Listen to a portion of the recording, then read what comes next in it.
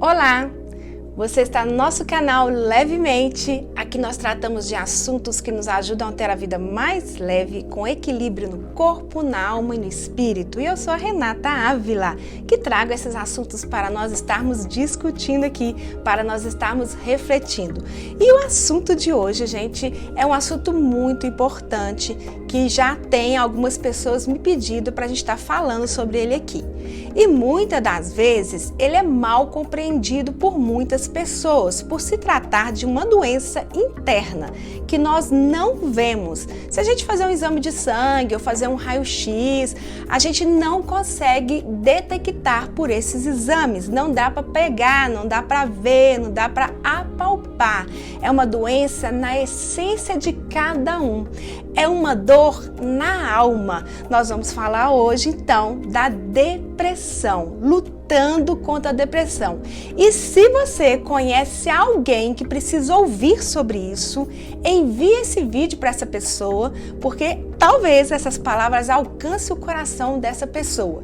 E no final de nossas reflexões, eu sempre deixo dicas valiosas para as pessoas sobre aquela reflexão que a gente está tendo. Então, sobre hoje vai ser dicas valiosas como lutar com a depressão. Então, envia lá o vídeo, tá? Para quem você acha que precisa. Primeira coisa que eu quero deixar claro, gente, depressão é uma doença. Ela não faz acepção de pessoas, de classe social, de posição, de raça, de religião, de crença ou de medida de fé. E agora eu quero embasar no que eu vou estar falando lendo um versículo aqui na Bíblia. Eu quero ler o versículo em Eclesiastes, capítulo 9, versículo 2 a 3. Dentre muitas outras coisas, aqui nesse versículo também se encaixa a depressão. Então vamos lá, acompanhe comigo. Tudo sucede igualmente a todos. O mesmo sucede ao justo e ao perverso, ao bom, ao puro e ao impuro, tanto ao que sacrifica como ao que não sacrifica, ao bom como ao pecador, ao que jura como ao que não jura. Este é o mal que há em tudo quanto está debaixo do sol. A todos sucede o mesmo. Então, para aqueles que classificam e particularizam essa doença, achando que ela é somente para certas pessoas, certos grupos, lembre-se deste versículo, que serve até para muitas outras coisas em nossa vida. Pois bem, de acordo com a OMS, Organização Mundial de Saúde, a depressão será a doença mais comum no mundo até 2030. E será também a doença que mais gerará custo econômico, social e governamental, gente, devido aos gastos com tratamento, com a queda na produção, as perdas que a gente pode ter na produção por causa de pessoas doentes, pessoas acometidas com ela. Então, amados, a depressão, ela é frequentemente desencadeada por circunstâncias de vida, várias circunstâncias de vida, como a perda de um emprego, a morte de um ente querido, desafios dos mais diversos, problemas psicológicos, a baixa autoestima, problemas causados por abusos, frustrações e etc. É uma infinidade de coisas que pode desencadear essa doença. Algo que aprendemos principalmente com o dia a dia de quem enfrenta essa condição em todas as suas formas é que falta força para viver.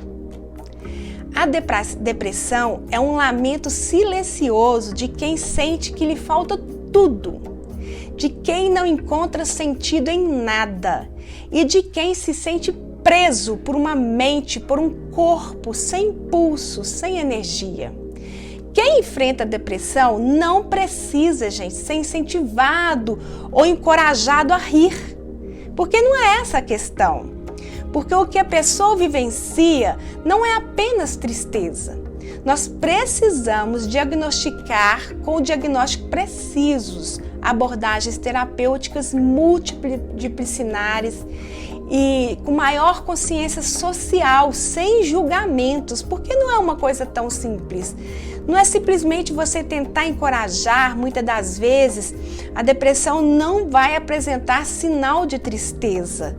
Cada caso é um caso. Tem um autor muito conhecido, um escritor, William Styron. Ele escreveu um livro intitulado Visível Escuridão, Memórias da Loucura, onde ele detalhou este mesmo assunto. Ele estava gravemente deprimido aos seus 60 anos. E eu achei muito válido trazer aqui um trecho da descrição do sentimento dele como um escritor, né? Conhecido como uma pessoa que sabe o que está falando. Ele expôs o sentimento dele, descreveu, e eu achei interessante a gente trazer um texto para a gente estar aqui refletindo sobre isso. Então, Styron definiu a depressão como uma chuva cinza que cobria tudo onde ele colocava o seu olhar. Ele descreve que sentia a presença da morte ao seu lado, teve a sensação de que alguma parte de seu corpo estava quebrada, mas sem saber qual. Ele também tinha a sensação, ele achava que ele tinha a certeza de que seu cérebro havia lhe pregado um truque maligno para que cada pensamento dele se voltasse contra ele. Ele experimentava o calor e o frio escaldantes, extremos, tudo ao mesmo tempo, além de uma solidão exasperante, mesmo quando ele estava acompanhado. Olhando para essa descrição, gente, caótica, mais nítida desse escritor, Styron, entendemos como a depressão ela é multifacetada. Ela não tem somente uma face, ela não tem somente um jeito de se olhar. É uma realidade com tantas nuances, variações e sombras que não faz sentido defini-la apenas como tristeza, entende?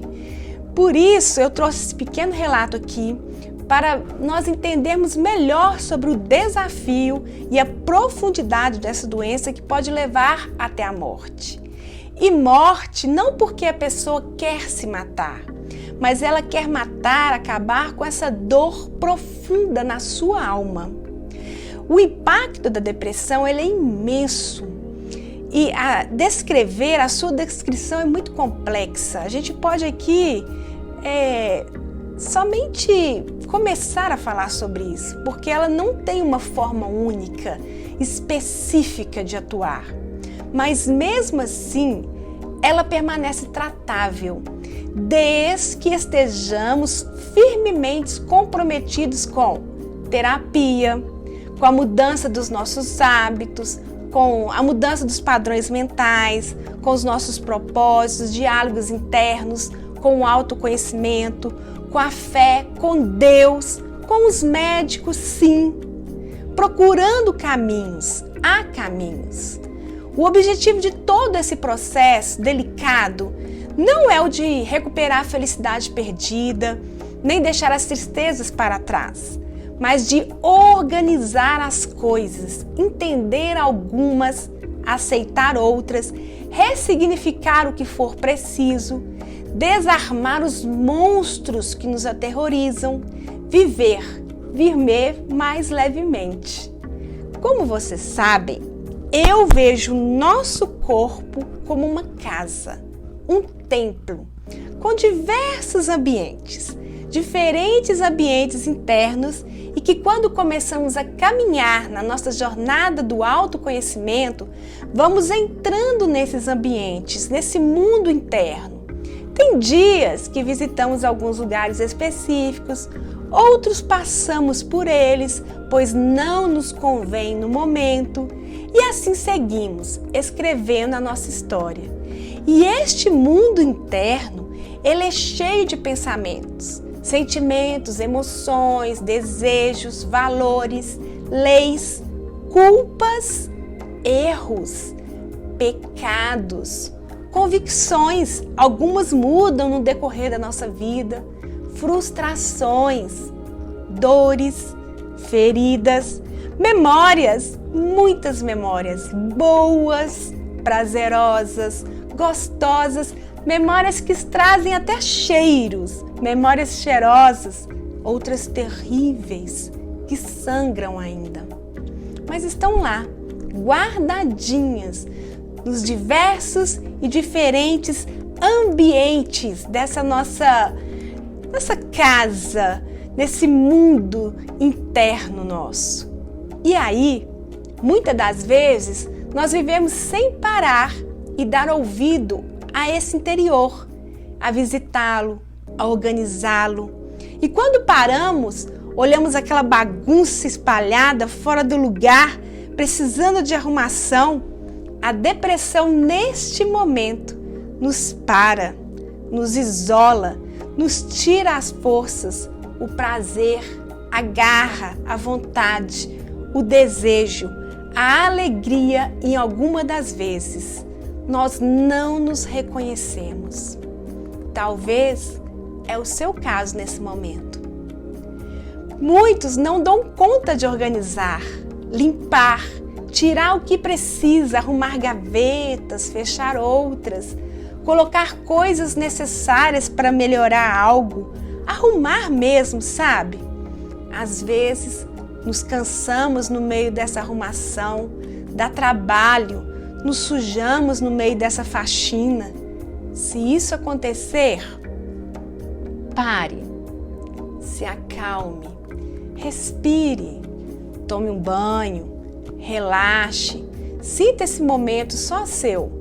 Puxe uma cadeira, tome um café, um chá talvez, na viração do dia. Você sabe que quando Deus criou o jardim, o homem e a mulher, ele passeava na viração do dia? Ou seja, de tardinha, para conversar, bater papo com Adão? Deus gosta de conversarmos com Ele, intimidade com Ele, só você e Ele. Mas aí, o homem e a mulher pecaram. Deus não vem mais no jardim para bater esse papo com o homem. Há uma quebra da intimidade, da comunhão com o homem. Mas Deus promete e cumpre que um dia enviaria o seu Filho amado à terra para pagar pelos nossos pecados, nossos erros e restaurar essa comunhão, esse relacionamento com Ele, essa intimidade com Ele. Se nós o reconhecermos como o único e suficiente Salvador. Ah, Renata, mas aí Jesus morreu, ressuscitou e ascendeu ao céu e ficamos sozinhos. Não, Ele nos enviou o Consolador, o Espírito Santo, para estar conosco todos os dias, até a consumação dos séculos, nos guiando, nos ensinando, nos moldando, nos fazendo templos dele, quando entregamos nossas vidas em suas mãos. No momento que entregamos nossa vida nas mãos de Jesus, o Consolador já faz morada nessa casa nossa. E sempre será aquele que estará conosco todos os dias, ajudando nessa faxina, nessa limpeza diária. Vou te fazer uma pergunta. A sua casa física que você mora, não precisa limpar todos os dias? Recolher o lixo, colocar o lixo para fora? Você já parou para reparar o tanto de lixo que produzimos dentro de nossa casa? Repare nesses dias então. Se você fizer então alguma coisa diferente, receber uma visita em casa, repare o tanto de lixo que produzimos. Vai ficar de para casa para você, hein? Se você ainda não fez isso, vai ficar para você essa semana observar o tanto de lixo que você produz na sua casa física. E assim é a nossa casa interna.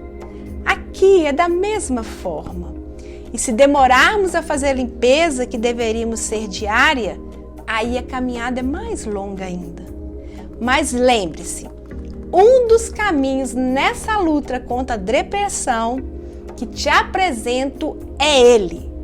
bate um papo com o Pai Celeste. Pede ajuda, Ele vai te entender. Eu não posso dizer para você que a Bíblia fala que a pessoa tal teve depressão, porque naquela época bíblica não existia esse termo, nos tempos bíblicos. Mas várias pessoas viveram momentos de tristeza, angústia, dor na alma em várias situações. Então não existe esse negócio de que a pessoa de fé que segue o Senhor não tem depressão. Grandes homens e mulheres que impactaram a terra com a vida em Deus, segundo o coração de Deus, tiveram fases, tempos, estações tenebrosas em suas vidas, com a alma em dor, em pedaços, tanto nos tempos bíblicos, como seguindo os grandes heróis da fé, como Charles Spurgeon, Martinho Lutero, Jonathan Edwards e outros. Menos julgamento, mais amor, mais Cristo. Eu poderia exemplificar com algum personagem bíblico que tanto me inspiram, ou com um dos heróis da fé, tanto como suas esposas e mulheres da época, ou alguém dos dias atuais, mas não quero perder a oportunidade de inspirar-me num devocional de John Piper, que ele fala sobre 6 Ways Jesus Fought Depression, 6 caminhos que Jesus combateu a depressão. E olha que interessante, já estou caminhando para o final. Ele usa o texto de Mateus, capítulo 26, versículo 37 ao 39, onde diz assim: quando no Getsêmani, o Senhor Jesus, tomado de tristeza e angústia, disse a seus discípulos: a minha alma está profundamente triste até a morte. Ficai aqui e vigiai comigo. Adiantando-se um pouco, prostou-se sobre o seu rosto, quando orando e dizendo: meu Pai, se possível, passa de mim este cálice. Todavia, não seja como eu quero, e sim como tu queres. Rapidamente, eu quero, nesse devocional de John Piper, em rápidos minutinhos, falar com você que Jesus, o que ele fez, as atitudes de Jesus naquele momento de aflição, apontam passos para nós hoje, na luta importante contra a depressão, para qualquer cristão contemporâneo que trava a luta contra a depressão. Jesus deixou para mim, deixou para você passos para a gente também lutar contra esse sentimento, contra essa doença. Primeiro momento que eu li para você, em sua angústia, Jesus escolheu alguns amigos próximos para estarem com ele. Quando eu li aqui no comecinho do versículo, diz assim: e disse Jesus aos seus discípulos. Ele não se isolou, estava junto com amigos, escolheu estar com amigos. Isso é de muita importância. Quando nós estamos passando por momentos, lutando contra a depressão, não se isole. Escolha como Jesus escolheu, estar entre amigos. E disse Jesus aos discípulos, Jesus escolheu estar entre amigos. Uma segunda aplicação desse versículo, em sua dor, Jesus abriu o coração para os amigos. Jesus se voltou aos discípulos e disse: a minha alma está profundamente triste até a morte. Em outras palavras, ele não cultivou sua dor em segredo, mas abriu o seu coração acerca do seu estado de alma naquele exato momento. Uma das dificuldades em ajudar aqueles que lutam contra a depressão ou abatimento é o fato de que eles dificilmente compartilham a sua dor com outras pessoas ao seu redor. O silêncio é muito comum. Mas Jesus não se silenciou. Por outro lado, algumas pessoas explicam que nunca compartilharam por não saber que poderiam confiar plenamente nas pessoas ao seu redor. Outros ainda afirmam que ninguém expressou verdadeiramente interesse, por isso nunca abriram o coração para outras pessoas. Todavia, se considerarmos com quem Jesus se abriu, nenhum desses argumentos prevalece. Ele compartilhou sua angústia com discípulos que não demonstravam qualquer interesse do que estava acontecendo. Ao final, eles até dormiram no momento da oração. Além do mais, um deles iria negá-lo publicamente. Nada disso, porém, foi razão suficiente para impedir que o nosso Redentor expressasse sua dor e angústia de alma com eles naquele momento. O falar é libertador.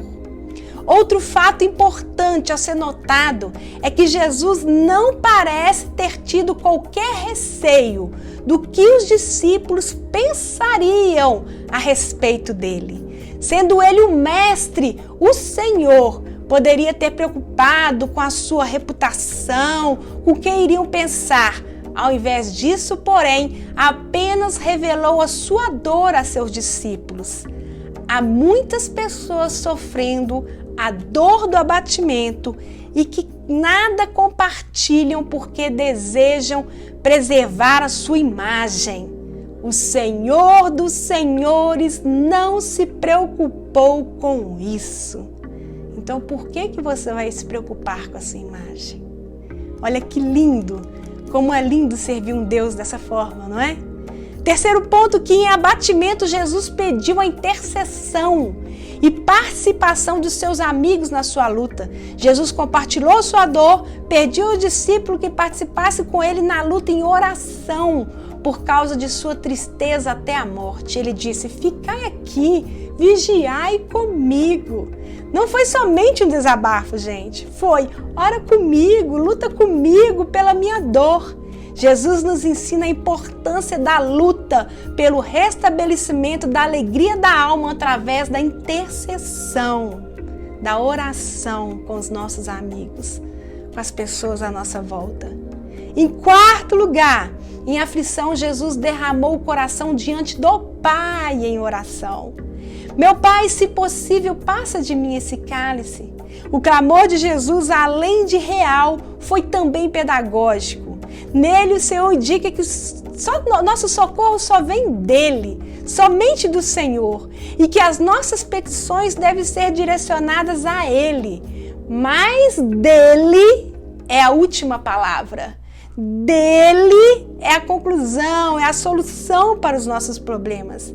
Aqui a atitude de Jesus deixa claro que não há qualquer assunto que não possamos trazer à presença do Pai, que Ele se interessa pela dor do nosso coração. Se nós observarmos cuidadosamente, podemos notar que Jesus apresentou o seu desejo ao Pai de que outra solução fosse encontrada para aquele momento, que não o cálice da dor. Mas ainda assim, Ele o fez em submissão, pois apenas disse, se possível. Não impôs, não deu ordem, não reivindicou, não determinou. Em quinto aspecto, em seu sofrimento, Jesus descansou a alma na sabedoria e soberania de Deus. Após apresentar ao Pai o seu desejo, o Senhor concluiu sua oração. Todavia, não seja como eu quero, e sim como tu queres. Suas palavras indicam que a sua alma foi descansada na soberania e sabedoria do Pai. Jesus fixou os olhos nas promessas do futuro glorioso reservado para ele, que se não fosse aqui na terra, seria na eternidade com o Pai. E o mais importante, esse momento intenso de angústia e dor de Jesus passou por mim e por você, para cumprir o plano e o projeto, o propósito de vida dele, dar a vida dele para que pudéssemos ter o direito da salvação, de limpeza dos nossos pecados, Sem o sacrifício dele, não poderíamos restaurar o relacionamento, a comunhão, o livre acesso ao Pai Celestial. E por último, Jesus sabia qual era o seu propósito. Quando você sabe qual é o seu propósito, a sua missão, você pode passar por momentos tenebrosos, de dor intensa, tristeza, de morte. Mas a força do seu propósito te ajuda a vencer e deixar o seu legado às outras gerações. Quem tem propósito e sabe bem claro qual que é o seu propósito, mesmo se abater, se levanta. Bate a poeira e segue para o seu objetivo, o seu propósito, cumpre o seu propósito. Você tem claro qual é o seu propósito? Se não, procure o mais rápido possível entendê-lo, a buscá-lo. Dúvidas sobre isso? Me procure, me contacte. Meus contatos estão aqui embaixo. De repente eu posso te ajudar. Se você estiver lutando contra a depressão, não lute sozinho. Procure ajuda profissional, espiritual, se espelhe nas atitudes de Jesus, se conecte com o Pai, deixe o Espírito Santo te ajudar a colocar as coisas em ordem, a fazer limpeza diária dentro da sua casa interna. Fez sentido para você a minha reflexão de hoje? Compartilhe esse vídeo, divulgue o nosso canal para mais pessoas serem edificadas e terem uma vida mais levemente. Até nosso próximo assunto, nosso próximo vídeo. Precisando de ajuda profissional, entre em contato comigo. Meu e-mail está aqui na descrição do vídeo. Ainda tem alguns horários disponíveis de atendimento psicanalíticos e nos vemos no próximo assunto, no próximo vídeo.